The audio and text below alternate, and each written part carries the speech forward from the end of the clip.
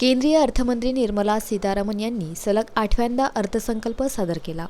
लोकसभेचे कामकाज सुरू होताच विरोधकांनी गोंधळ घालण्यास सुरुवात केली. अर्थमंत्री यांनी भाषण सुरू करताच विरोधकांनी घोषणाबाजी करत अर्थसंकल्पावर बहिष्कार टाकला. अर्थमंत्री निर्मला सीतारामन या सकाळी द्रौपदी मुर्मू यांच्या निवासस्थानी पोहोचल्या होत्या.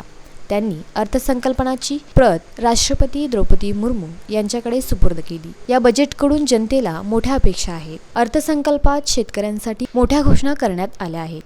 7 कोटी शेतकऱ्यांना किसान क्रेडिट कार्ड मिळणार आहे. कापूस उत्पादन आणि मार्केटिंग वाढवण्यावर भर देण्यात असल्याचे निर्मला सीतारामन यांनी म्हटले. खाद्य क्षेत्रात आत्मनिर्भरता वाढवण्यात येणार आहे. 1.7 कोटी शेतकऱ्यांना धनधान्य योजनेचा फायदा होणार असल्याचे निर्मला सीतारामन यांनी म्हटले आहे. लघु आणि सूक्ष्म उद्योगांना चालना मिळणार असल्याचीही त्यांनी मोठी घोषणा केली.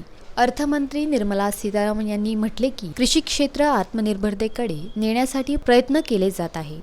डाळीचे उत्पादन वाढवण्यासाठी आत्मनिर्भर 100 जिल्हे कव्हर करणारी पीएम धान्य कृषी योजना अर्थमंत्र्यांनी जाहीर केली. तूर, उडीद, मसूर डाळींसाठी 6 वर्षाचे विशेष अभियान. 4 वर्षात केंद्रीय एजन्सी तूर, उडीद, मसूर खरेदी करतील.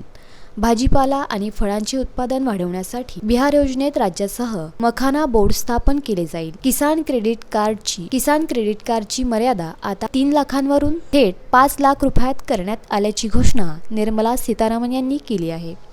या अर्थसंकल्पातून शेतकऱ्यांना खुश करण्याचा प्रयत्न सरकारकडून करण्यात आला आहे. 7 कोटी शेतकऱ्यांना किसान क्रेडिट कार्ड मिळणार असल्याची ही अर्थसंकल्पातील मोठी घोषणा आहे. कृषी क्षेत्रात आत्मनिर्भर करणाऱ्यांवर सरकारचा अधिक भर असल्याचे यावरून स्पष्ट होताना दिसत आहे.